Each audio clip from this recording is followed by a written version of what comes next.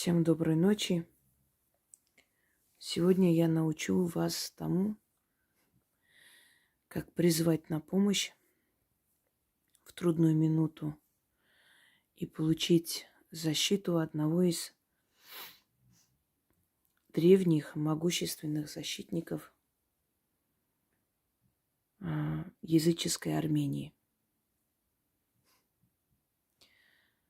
Вы спросите, а при чем здесь лев? Почему перед нами лев? Давайте начнем, наверное, немного издалека. Когда христианство пришло в Армению, армянский народ принимал не с охотой христианство. Я бы сказала, совсем без желания. Однако с помощью кровопролития, насилия эта религия была внедрена. Но народ не желал забывать ни своих богов, ни свои древние обычаи, ни свои праздники. И христианским отцам церкви пришлось пойти на компромисс. Языческие праздники они приспособили к христианским праздникам. Языческих святых, кстати, понятие святой, священный, еще до принятия христианства имело место быть. Слово сурб, что означает наделенный светом. Так называли богов светлой стороны, условное разделение, конечно, но богов солнца, справедливости, богов дневного света. Их называли сурб, наделенные светом, святые.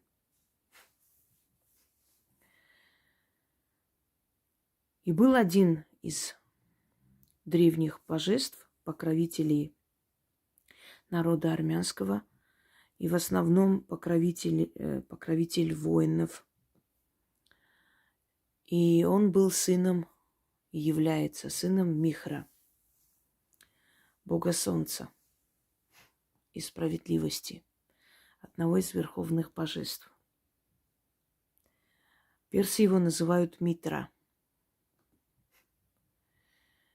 Михр отправлял своего сына, и приходил он в обличие сверкающего, лучезарного льва и отправлял солнечный свет на землю. И если люди видели изображение, отражение льва или напоминание чем-то, то есть что-то, что напоминало им льва на небе, они радовались. Значит, год должен был быть урожайный, мирный. Когда нападали враги, то приходили в храм Михра и просили отправить им его сына Карапета. Так его звали. Стражник или охранник солнечного света или солнечных лучей. Так переводится это имя, Карапет. Вот что рассказывают средневековые летописи о Таронской войне. Там сказано, что княгини собрались в одной комнате и проводили некий обряд, который очень не нравился священнику, дворцовому священнику, но его туда не допустили. Язычество поднимает голову, вопил он. Однако его никто не слушал. В выступлении люди что-то кричали, кого-то звали. И вдруг возле крепостной стены послышался львиный рык. Все в испуге отшатнулись, а старая княгиня Аспрам улыбнулась и сказала: «Это святой Карапет, он нас услышал. наши воины победят завтра. Так и случилось. Так вот, сын Михра, Карапет, когда христианство пришло на землю армян, к великому их горю, и привело их к этому краху, куда они идут сейчас. Так вот, народ ни в какую не желал отказываться от своих основных божеств, основных святых. И пришлось церкви его соединить воедино с Иоанном Предтечей, то есть Иоанном Крестителем. И святой Карапет превратился в Иоанна Крестителя. Однако самое интересное, что никто его не связывает с христианством.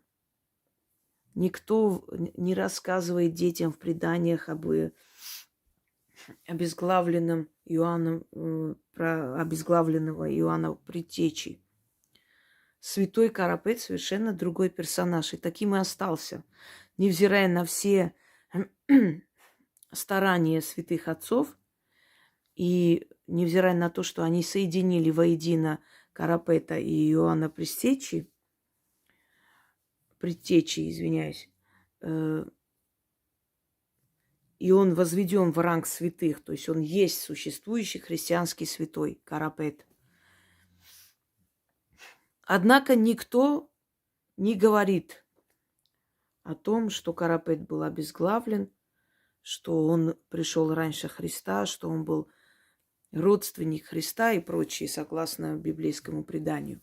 Он так и остался тем самым Карапетом, которого призывали во время войн.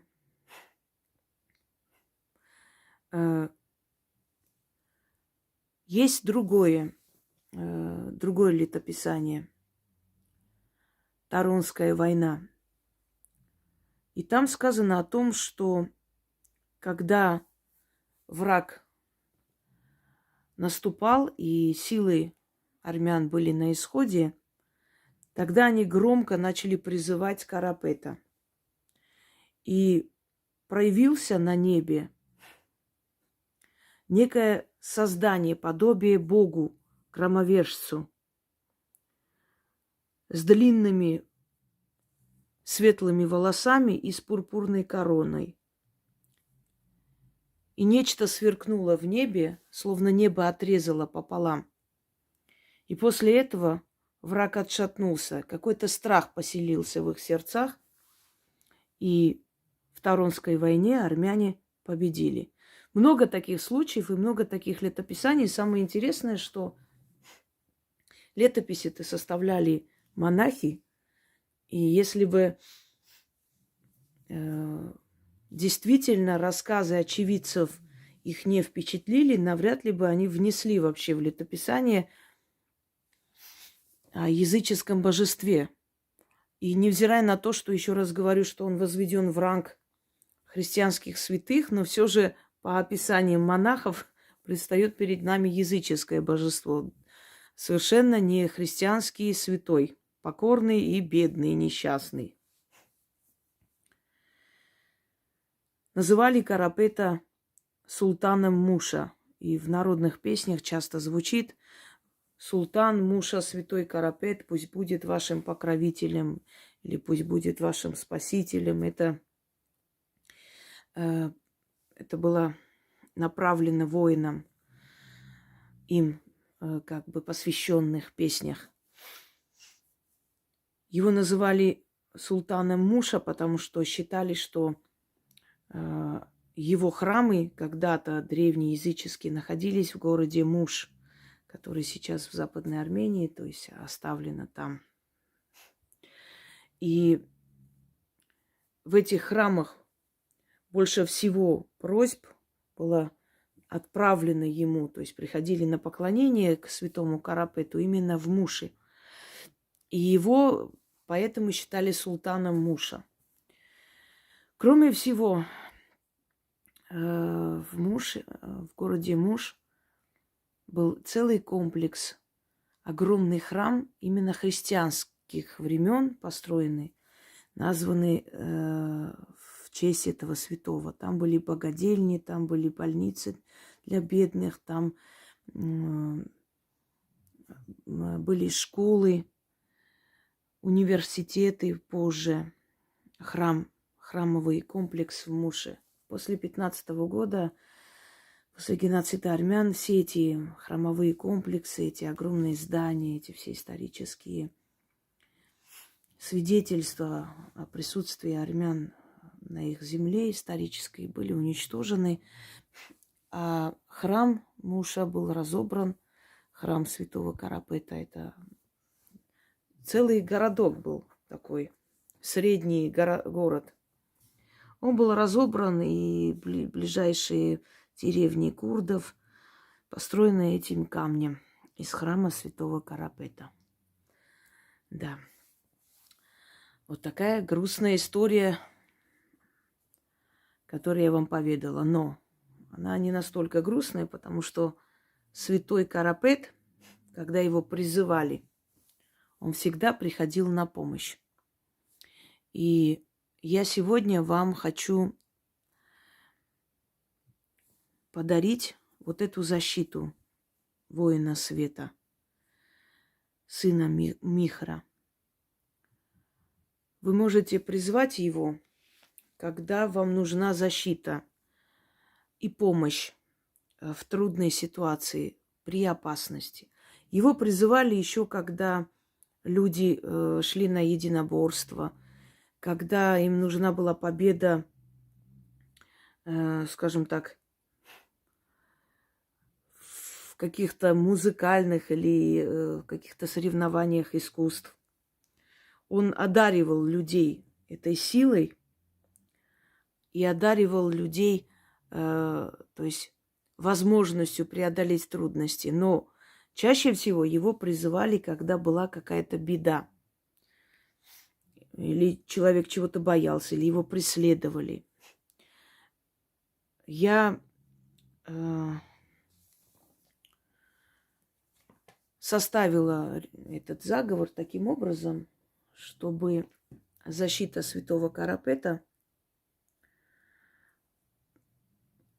приходила к вам, то есть вы получали эту защиту в момент особой трудности в вашей жизни. Или если вы боитесь чего-то. Ну, например, вам нужно куда-то уехать далеко, чтобы путешествие было удачным, чтобы ничего с вами не случилось, чтобы вашей жизни никто не коснулся, и вашей души. Если кто-то находится на войне, он должен лично читать. Он должен лично просить помощь святого Карапета, потому как он дарующий еще силу, то есть заступник, помогающий преодолеть трудность. Не могу вам сказать точно, услышите ли вы рык льва или нет. Скажу честно, я не слышала этот рык льва, хотя пару раз я тоже читала. Вы обращаетесь не к христианскому святому, которого прилепили к Иоанну Крестителю, который не имеет никакого отношения к нему. Вы обращаетесь к сыну Михря, то есть к тому самому Карапету, который был изначально божество, сын одного из верховных богов, богов справедливости и света. Первая часть на русском языке, вторая часть на армянском языке. Желательно читать вместе.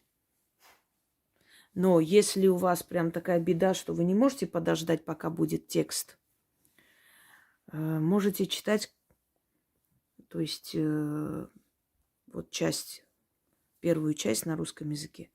Но желательно читать вместе, потому что армянский язык, во-первых, он очень древний и один из праязыков человечества, индоевропейский.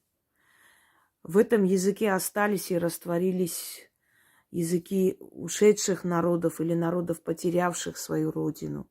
Есть очень много шумерских слов, очень много слов народов Финикии, финикийцев. Есть слова пехлевицкого языка, то есть это практически исчезнувший язык, но он растворился тоже, сохранил себя отчасти в фарси. Очень много слов, это очень богатый язык. Но и эти божества ведь тысячелетиями слышали именно на этом языке поклонение, славление, да, просьбы. И, естественно, когда вы обращаетесь еще и на их языке, на знакомом для них языке, вы получаете покровительство этого божества, то есть вы поворачиваете его, вот эту вот милость, в свою сторону. Итак, если вы, ну, предположим, вот вы едете, поздно возвращаетесь домой, и у вас какая-то тревога внутри. А тревога, я вам говорила, всегда прислушивайтесь к тревожным сигналам внутри, потому что это ваше подсознание, это ваше вот поле энергетическое, которое вокруг вас, оно вычитывает из этих информационных пластов, да, слоев Вселенной, вычитывает информацию. Если, ну, например, бывает у нас, что мы о ком-то подумали, этот человек нам позвонил или приехал, и мы говорили: ой, вот я вот прям сегодня о тебе думала, серьезно. Почему? Потому что и он думал, и ты подумал. Или он ехал уже, намерение у него было тебя увидеть, и вот эти посылы уловил твой мозг, твое сознание без твоего ведома. Так вот, если у вас есть какое-то некое предчувствие, скорее всего, этот страх оправданный. Начитайте. Здесь не важно, сколько раз. С одного раза это помогает, но для вашего спокойствия читайте 3 раза, 6 раз. Начитывайте столько, пока вам легче не станет. Далее. Можно ли читать для кого-либо, кто находится, сами понимаете, где? Вы знаете, можно читать, но прочитайте только первую часть на русском языке, потому что там хотя бы вы можете произнести, для кого вы читаете. То есть там сохрани его имя, говорите, и подчеркивайте, кто он вам. Моего сына, моего друга, моего мужа, моего любимого, мою дочь. Вот эту первую часть. А первую и вторую часть, то есть на русском языке и на армянском, читайте для себя. Для детей можете читать. Если вы опасаетесь, например, ребенок в школу идет, вот есть там всякие такие, сами понимаете, какие сейчас подростки встречаются. Вот есть у вас переживания, начитывайте. Вот вслед за ребенком читайте. Или откройте окно, начитайте для своего ребенка. Вот он еще в школе, вы для него начитайте вслед ему. Почему говорю на армянском, то есть вторую часть? Ну, потому что если вы языком не владеете, там немножко по-другому нужно как бы говорить слово, да, для кого вы читаете, то есть вариант немножко другой, если вы для кого-то читаете. Поэтому лучше вам читать именно ту часть, которую вы понимаете на вашем языке. А для себя можете читать 2 части. Надеюсь, вы поняли. Эта защита очень сильная и очень быстрая. Также можете применить, если, например, на работе, ну, пытаются вас подставить, да. Не во время сплетен или травли, нет, это другое. Это тоже, да, отчасти борьба. Но здесь именно во время беды определенной, когда вам очень быстро нужна помощь. Вот позвали вас куда-то, не знаю, хотят вам приписать то, чего вы не делали. Перед этим читайте, начитывайте и идите. И вы увидите, как все это разрушится и повернется в вашу пользу. Перед судом читайте, хотя есть и именно нацелено для того, чтобы выиграть суд, но вы можете в комплексе это все читать, и эффект будет намного сильнее. Одним словом, я думаю, что вы поняли, о чем речь. Итак, как откупиться после этого ритуала? Когда обращения к святому Карапету давали результат, люди делали добрые дела потом. Они отдавали добром, поскольку он сын света, он сын справедливого Бога. И он требует откуп вот той же добротой, какой он вам оказывает, чтобы вы точно такую же добрую волю проявили к другим людям. И если, например, сын возвращался живой, и мать отдавала там беднякам деньги, какие-то продукты, пекла хлеб, относила, и говорила: во имя святого Карапета примите это. И нельзя было отказывать, потому что люди понимали, что человек откупается, что если они не возьмут откуп, то Бог на них разозлится. И он божество, он Бог. Сын Бога, но и есть Бог. Среднее божество, но Бог. Или просили ночью, например, если на ночлег, и говорили, что вот пустите во имя святого Карапета, обязаны были и пускать домой. Если человек творил что-либо такое злое, да, пользуясь его именем, ну, предположим, ограбил этих хозяев дома, которые его не оставили на улице и ушел и прочее. Если он попадался, то его изгоняли, его семью, родственников. Это было самое, как бы, скажем так, мерзкое, самое подлое преступление, которое можно было совершить от его имени. Поэтому люди были спокойны. Они знали, что человек же не настолько сумасшедший, чтобы вот навлечь такое проклятие на весь свой род. Откуп. Сделайте доброе дело после. Когда он вам поможет и спасет, вы после сделаете кому-то доброе дело. Помогите.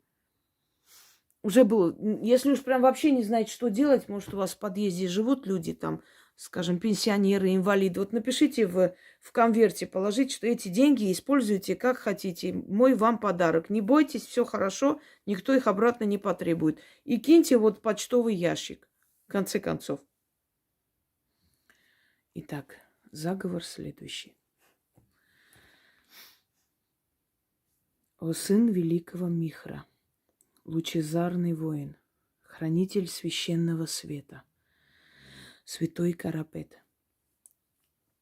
заступник и соратник сынов человеческих. Я взываю к тебе, помоги мне, укрой собой и священным мечом отрази опасности от меня. Щитом своим заслони от супостата, защити меня ночью и днем, будь рядом. Гони прочь от меня убийцу и вора, спаси от сети ловца и от кошмаров ночи. Славься, святой Карапет, сын великого Михра. Сурб Карапет, вортин Михри, ачет парзир, ձերքս բռնիր, փրկիր, պահիր ու պաշտպանիր։ Սևը վանիր, չարից ազատիր։ Հացն ու գինին տեր կենթանին, արարիչը վկա, իմ ու քո ուխտին, թող լինի այդպես։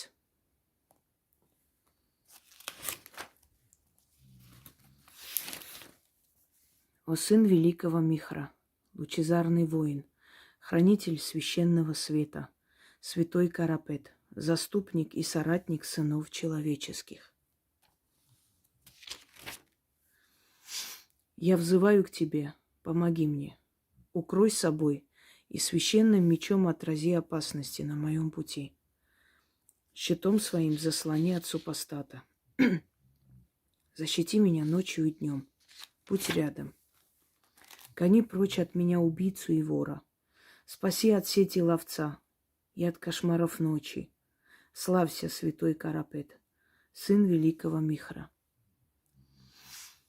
Сурб Карапет, вортին Միհրի, աչդ պարզիր, ձեռքս բռնիր, փրկիր, պահիր ու պաշտպանիր։ Սևը վանիր, չարից ազատիր, հացն ու գինին տեր կենթանին, արարիչը վկա իմ ու քո ուխտին, թող լինի այդպես։